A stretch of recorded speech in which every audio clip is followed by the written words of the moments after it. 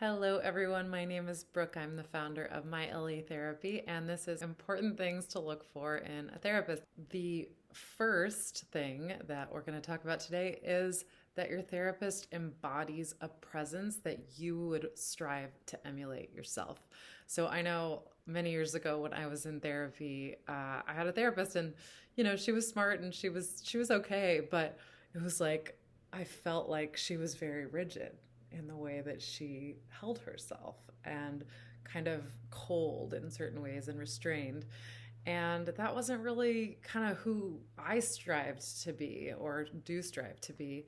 And so I find it really important that we have teachers that are actually embodying what they talk about, not just talking about it. That the energy that they're giving off is in line with the concepts. So we talk about authenticity, we talk about warmth, we talk about openness, but often, as therapists, we can get into our heads and try to be so professional that we're not actually practicing what we preach. So that would be the first thing to think about. The second thing is that you really want your therapist to go beyond the intellectual. Of course, there is a place for the mind in the therapy process. We look at cognitive behavioral therapy looks at our thoughts and the ways they create constructs and meaning and how they can contribute to depression, anxiety, relationship issues, etc. And that's wonderful, but that's not the only piece of the puzzle. The intellectual can only take us so far. We really have to work with the experiential, the unconscious, and the body. The body is the landscape of the unconscious, and if we are not working with the body, we're missing a vital piece of the puzzle. So working with someone who understands the limitations of the intellect, how to work with the intellect, but also how to work with other aspects of the psyche and access other aspects of the psyche is really important as well. And finally, this is extremely important, is your therapist needs to be willing to be wrong, willing to admit their limitations, willing to be confronted and challenged. If your therapist thinks that they know everything about everything and have all the answers, and if something they do upsets you and you confront them and they get defensive, that's a really bad sign.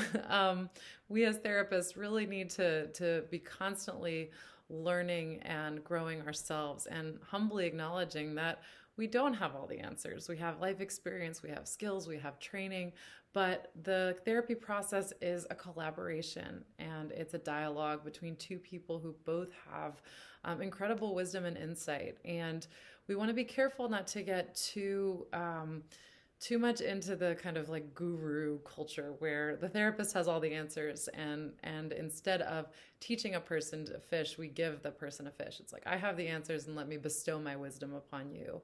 Rather, we really want to teach you as the client to access your own intuition and inner wisdom. And that's teaching you to fish rather than just giving you a fish.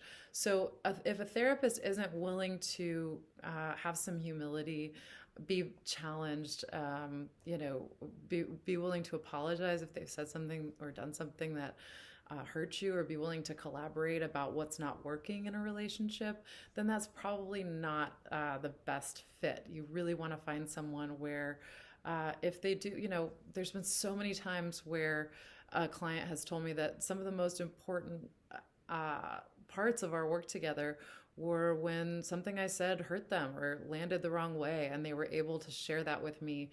And I apologized, and I took responsibility, and I tried to be more aware in the future. And that was an extremely valuable process for them to be able to voice their feelings and hurt, and to be heard. And that reparation is a big part of creating trust and safety in relationships.